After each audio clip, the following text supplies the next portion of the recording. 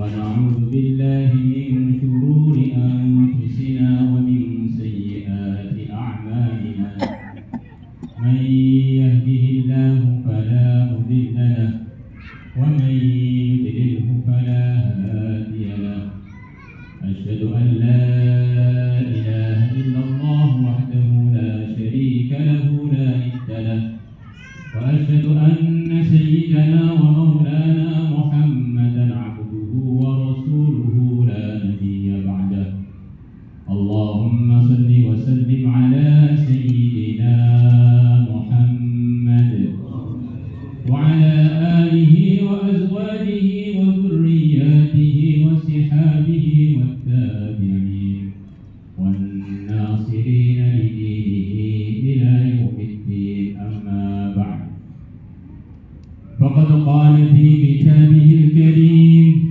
كل نفس ذائقة الموت كل نفس ذائقة الموت وإنما توفون أجوركم يوم القيامة فمن زحزح عن النار وأدخل الجنة فقد فاز وما الحياة الدنيا إلا متاع الغرور وقال النبي صلى الله عليه وسلم أكثروا ذكر هادم اللذات فإنه يمحص الذنوب ويزهد في الدنيا وقال النبي صلى الله عليه وسلم الكيس من دان نفسه وعمل لما بعد الموت والعاجز من أتبع نفسه هواها ويتمنى على الله. Teman-teman semua hadirin yang kami muliakan,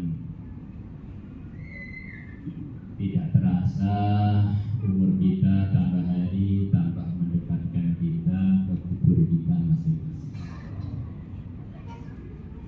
Dan ternyata dunia ini bukan tempat tinggal kita. Dunia ini adalah tempat meninggal. Kita sudah hidup, pasti akan datang satu masa kita meninggal. Dan ternyata tidak ada satupun dari barang-barang dunia yang bisa kita bawa untuk berangkat ke kubur kita. Si kaya, si miskin, si raja, si rakyat, semuanya sama. Datang ke dunia dengan telanjang, berangkat ke akhirat, ke kuburan gak bawa apa. Maknanya bekalnya kuburan itu bukan dunia. Kalau bekalnya dunia, semua orang yang meninggal sudah gagal total karena dunianya sudah gagal. Para nabi, para rasul dengan sebab sayangnya Allah dikirim kepada manusia untuk mengajari supaya manusia selepas meninggal dunia tetap jaya, tetap sukses. Diajari iman yang benar, diajari amal yang benar, biar tidak putus kebahagiaannya selepas meninggal dunia. Kalau orang punya amal, punya iman yang benar, kaya atau miskin, tidak terlalu masalah. Karena semuanya adalah penduduk-penduduk surga yang tinggal menunggu panggilan untuk menuju surga, jadi raja-raja besar dan ratu-ratu bidadari di sana.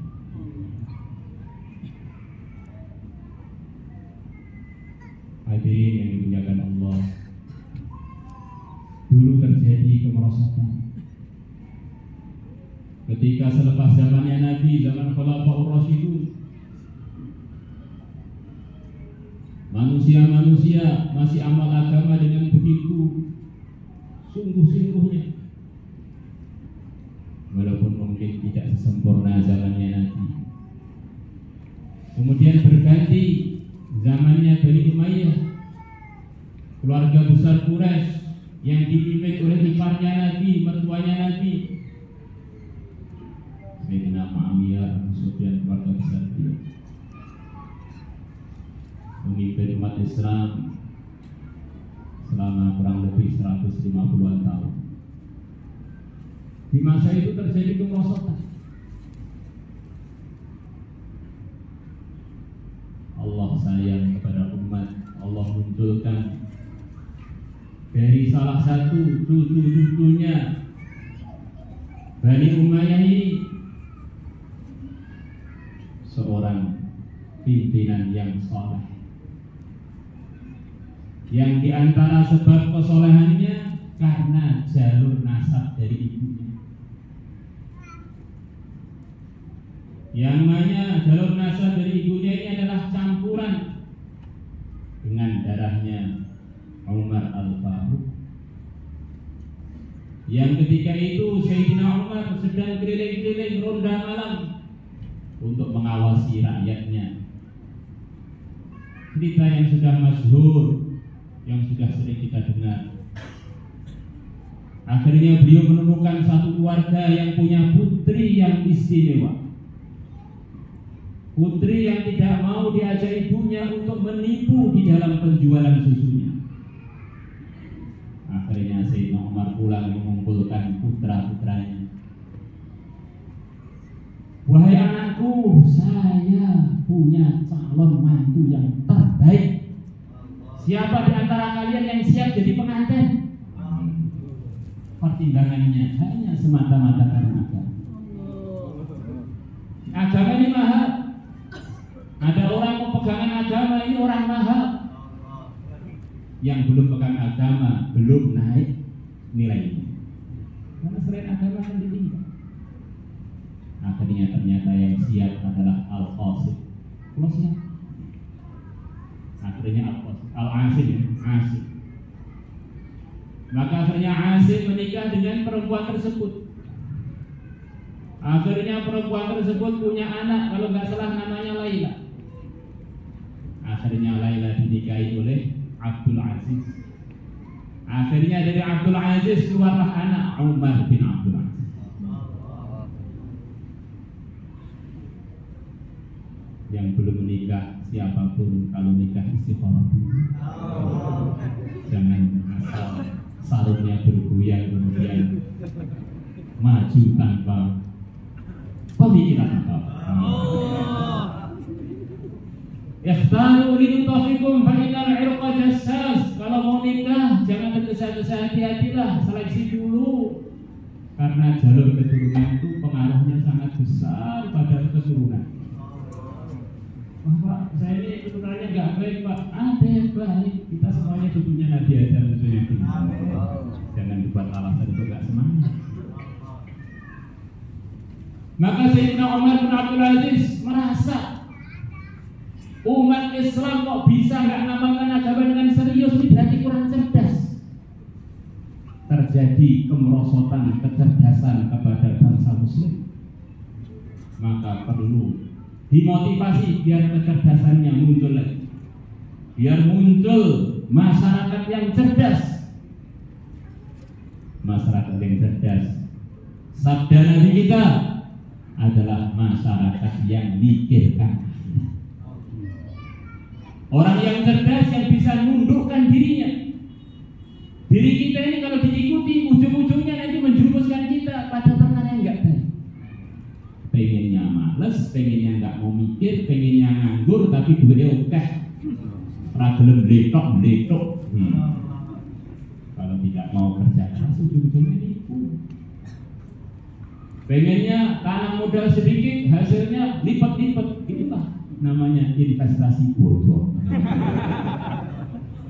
Tandanya kita telah belajar kita pikir teman-teman. Tandanya kerja itu benar, cuapek hasilnya biasa aja. Tapi kalau kerjanya dikit hasilnya banyak, itu agama. Subhanallah, satu kali harganya lebih mahal dari dunia dengan segala yang tidak digunakan untuk agama. Nah kok bisa iya? Dunia itu semahal apapun akan kita tinggal. Tapi subhanallah, satu kali kalau kita ucapkan dengan ikhlas akan menemani kita selama-lamanya di akhirat. Maka ada orang yang terkagum-kagum pada kerajaannya Nabi Sulaiman, dia mengucapkan subhanallah. Subhanallah yang begitu tinggi nilainya hanya untuk mengagumi kerajaannya Nabi Sulaiman. Oleh Nabi Sulaiman ditegur, kamu menggunakan subhanallah untuk mengagumi kerajaanku, bala tentara kekayaanku, padahal subhanallah kamu itu lebih mahal dari semua kerajaannya Sulaiman. Perkara yang begitu tinggi hanya kamu kagumi untuk perkara yang lebih rendah, itu namanya enggak pas. Wa amila lima ba'dal maut.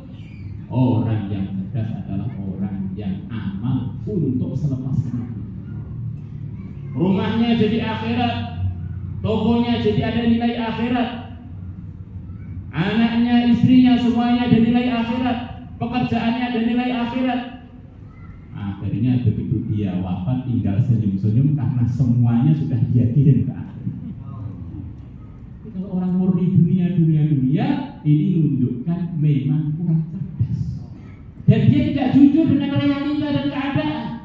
Wong dunia jelas dia tinggal, tidak bisa dia bawa, kok dia tergiur itu bagaimana?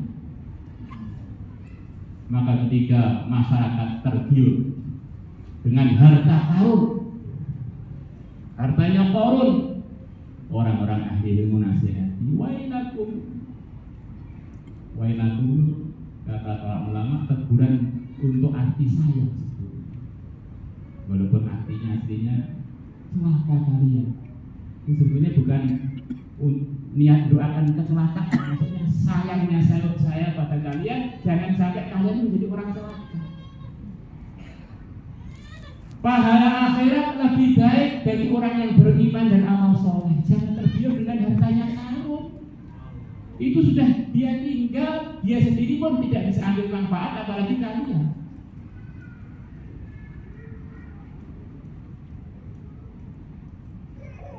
Hadirin yang dimuliakan Allah Subhanahu wa taala, maka kita belajar bagaimana semua kehidupan kita ini ada nilai bekal akhirat. Insyaallah. Yang sudah kita pelajari kita rawat, kita sampaikan. Yang belum kita belajar lagi biar ada gambaran bagaimana cari bekal akhirat sebanyak mungkin.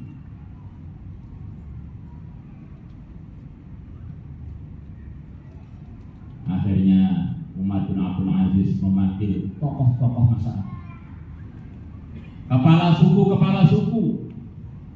tokoh-tokoh keilmuan. Beliau panggil perwakilan-perwakilannya.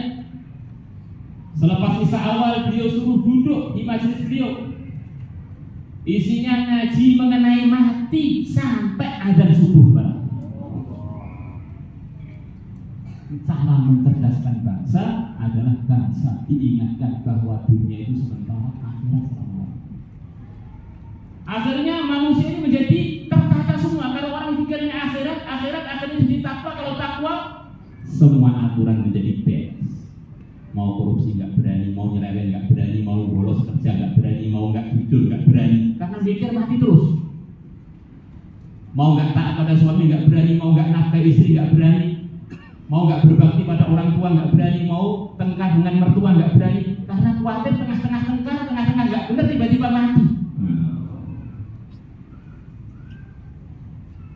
Ya Rasulullah, apakah ada di kalangan umat ini orang yang matinya di rumah, tidak fisabilillah, tetapi dia dihitung bersama orang-orang yang wafat di dalam memperjuangkan agama?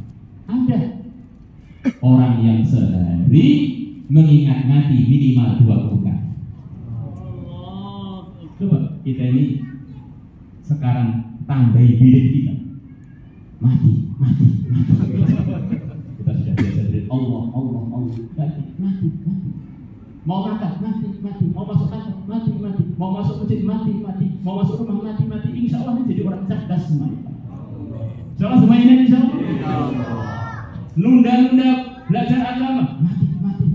Nunda-nunda untuk mempelajari Al-Quran, mati. Akhirnya tidak tertunda kebaikan-kebaikan yang telah kita niatkan dan kita lakukan. Jadi memperbanyak mati. Mengingati mati itu bagian dari perintah agama, bagian dari mendaftarkan diri kita untuk menjadi bangsa yang cerdas, bagian dari mendaftarkan diri kita orang-orang yang terhitung wafat di dalam memperjuangkan. Yang mulia Nabi besar Muhammad SAW bukan hanya menyuruh umatnya untuk ingat mati, tapi supaya banyak ingat mati. Perbanyaklah kalian mengingat mati, sesungguhnya mengingati mati yumahisud dunub, akan melebur dosa.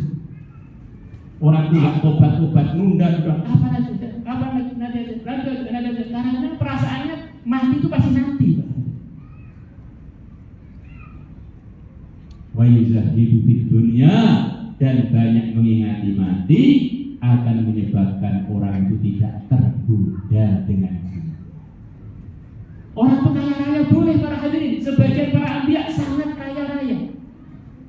Bahkan Sayyidul Anbiya kadang-kadang harta beliau begitu banyak.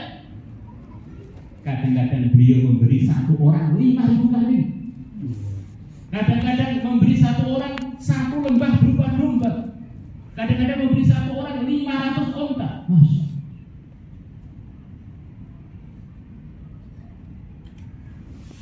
Tapi kalau orang itu tergoda dengan dunia, duit nggak punya, pekerjaan nggak punya, tapi otaknya isinya duit dong. Akhirnya sampai nggak sempat ke masjid, nggak sempat baca Quran, nggak sempat amal-amal, gara-gara tergiur dengan dunia, bukan mendapatkan dunia. Yang nggak boleh itu tergoda dan tergiur dengan dunia. Kalau punya dunia, boleh. Bagaimana? Yang kasihan yang tergoda dengan dunia. Maka ada seorang muridnya Syekh Junaid Al-Baghdadi rahimahullah, beliau datang kepada gurunya, Syekh, di tempat kami ada 2 orang, satunya sangat kaya tapi dia sholat, satunya sangat miskin dia juga sholat. Mana dari keduanya yang lebih baik? Maka beliau bilang kurang lebihnya, pertanyaan kamu itu keliru. Karena kaya itu bukan dia, kaya itu adalah ujian bagi dia. Dan miskin itu juga bukan dia, miskin adalah ujian bagi dia. Siapa yang terbaik? Yang paling takwa itu yang terbaik. Kalau yang kaya lebih takwa, ya lebih baik yang kaya. Kalau si miskin lebih takwa, ya lebih baik yang miskin. Kaya miskin adalah ujian. Maka para anbiya ada yang kaya raya, ada yang sangat miskin. Semuanya adalah pimpinan-pimpinan tertinggi di akhirat nanti, dan dipilih pimpinan-pimpinan hidayah, pimpinan-pimpinan ketakwaan. Nikmat agama ini adalah nikmat termahal para hadirin. Maka bagaimana kita rawat dengan sungguh-sungguh. Kita rawat, kita kembangkan, kita sampaikan, kita ajak umat kepada itu. Nabi kita itu begitu sayang kepada kita. Pengen umat itu walaupun punya ilmu agama satu saja, dia bisa jadi kaya. Apalagi banyak yang hadir adalah alumni-alumni yang sudah pernah menghafalkan Quran 30 juz, sudah pernah hafal. Semoga sekarang masih hafal. Sudah pernah macam-macam kitab diselesaikan. Semoga sekarang masih ingat namanya. Masya Allah. Sayangnya Nabi kepada umat, katanya, "Ballighu anni walau ayat." Sampaikan dari aku walaupun 1 ayat. Umat punya 1 ayat itu sudah didaftarkan oleh Nabi kita layak untuk menjadi orang kaya raya, kata sebagian ulama. Dengan 1 ayat dia sampaikan, dia rawat sampai ke rumah-rumah, ke pojok-pojok dunia, dia bisa jadi orang konglomerat, orang yang kaya raya di akhir. Apalagi kalau ilmunya 2 ayat, 3 ayat, 1 buku taklim apa semua. Berapa banyak potensi yang bisa dia kelola, akhirnya jadi orang yang pimpinannya orang kaya di akhirat. Kalau orang itu mensyukuri nikmat agama 1, nanti Allah akan tambah yang kedua, yang ketiga, yang keempat, yang kelima. Allah akan terus gunakan dia untuk kebaikan, walaupun asalnya hanya punya 1 kebaikan. Yang dia rawat, yang dia sampaikan, dia dakwah. Sebaliknya para hadirin, hadirat, itu walaupun punya ilmu agama banyak, kalau nggak dirawat lama-lama lupa Pak. Na'udzubillah, bisa-bisa tidak tergunakan untuk kemaslahatan akhirat dia. Akhirnya di akhirat bagian pengen tok. Teman-temannya yang mengamalkan satu ilmu begitu tinggi derajatnya, dia punya banyak ilmu, belum sempat dirawat, akhirnya malah lupa. Teman-temannya punya istana besar di surga, dia bagian ngiler pengen. Diceritakan suatu hari Imam Malik rahimahullah sedang duduk dengan santri-santri, sedang ngaji Pak. Imam Malik itu kalau sudah ngaji, masya Allah, raja-raja pun pada nunduk dan sangat tawajuh. Nggak tahu hari itu memang hari ujian, tengah-tengah beliau ngaji, tiba-tiba datang rombongan membawa barang-barang dari luar negeri. Air, ontan-ontan kalau bahasa Jawa, rombongan onta membawa barang-barang baru ke Madinah. Manusia memang lahirnya di dunia, terkesan dengan dunia, memang itu ujiannya manusia. Manusia ini memang makhluk, maka terkesan dengan makhluk, itulah memang ujian bagi dia. Ini bagaimana iman dia ini seharusnya mengontrol keterkesanan dia biar tidak menjerumuskan pada kemerosotan. Maka semua yang ngaji pada Imam Malik waktu itu keluar semua dari majelis. Pengen nengok di pasar karena Masjid Nabawi dekat dengan pasar. Ingin lihat barang-barang baru yang baru datang dari luar negeri. Kecuali satu orang, Yahya ibn Yahya al-Laythi. Satu tok. Maka Imam Malik heran, teman-teman kamu pada pergi ke pasar, kok kamu di sini aja? Maka Yahya bilang, saya ini datang ke Madinah ini untuk ngaji, bukan untuk melihat yang lain. Saya ingin ketemu antum. Dalam bahasa yang lain, yang datang itu adalah ada apa itu gajah. Akhirnya para hadirin, semua muridnya Imam Malik tidak dipilih Allah untuk jadi asbab tersebarnya ilmunya Imam Malik, khususan kita muwatta, kecuali yang namanya Yahya ibnu Yahya al-Laythi. Maka kalau kita belajar kitab muwatta, tentu nanti rawi terakhirnya dari Imam Malik adalah Yahya ibnu Yahya al-Laythi. Karena beliau punya sikap merawat agama melebihi teman-temannya, akhirnya Allah gunakan beliau untuk tersebarnya. Maka kalau kita ini punya ilmu satu, ilmu dua, kita rawat beneran, Allah akan jadikan kita dalam hidayah dan jadi asbab hidayah. Semoga termasuk kita semua. Diceritakan di India sana ada keluarga besar, para ulama, tokoh masyarakat, tokoh agama, sampai berabad-abad.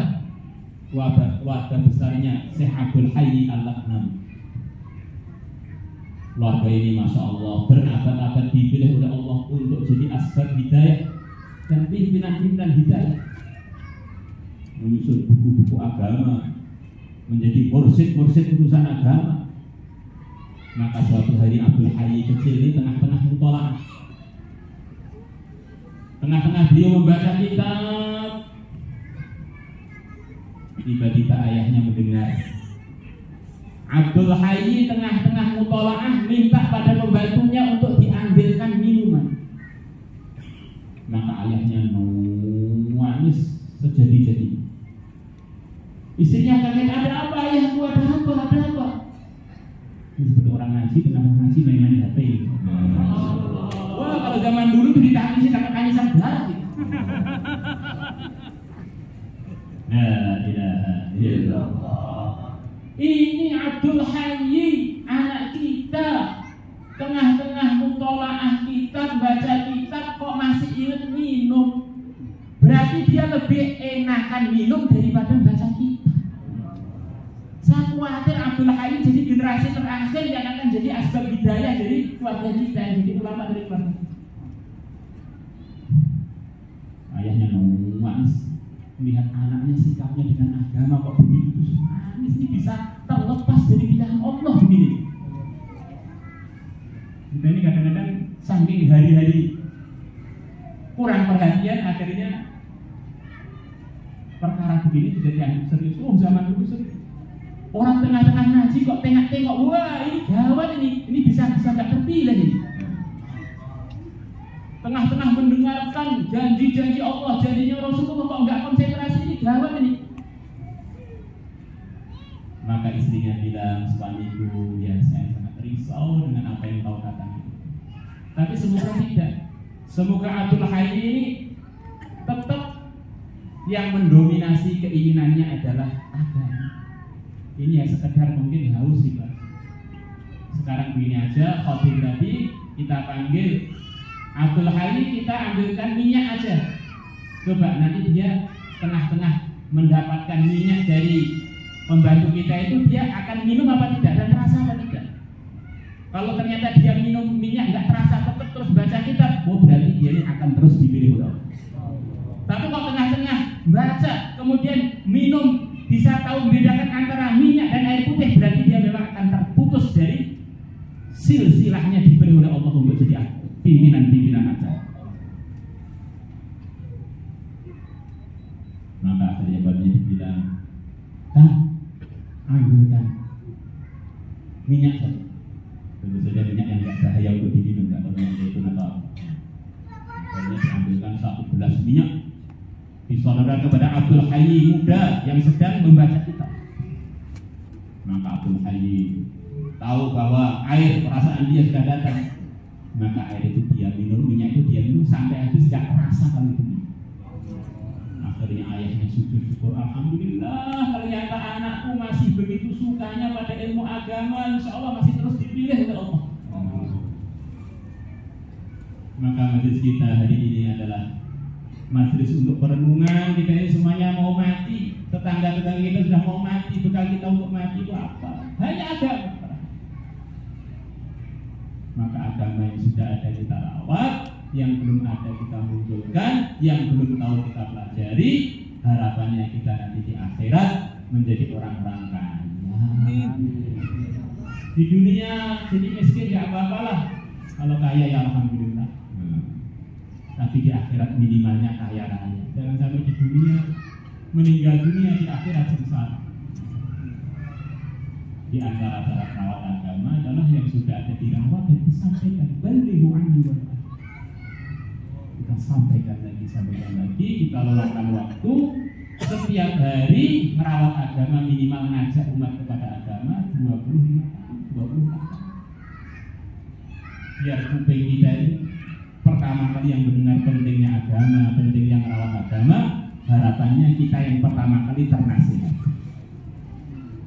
Kalau semuanya insyaallah itu semuanya anugerah dari Allah, maka kita doa dari semoga yang punya air-air hidup ini ditunaikan hajatnya semuanya. Sudah waktunya dulu? Berapa? Nah, ini 10 menit biar barokah kita dengarkan sholawatan dari teman kita Habib Bain Ahda.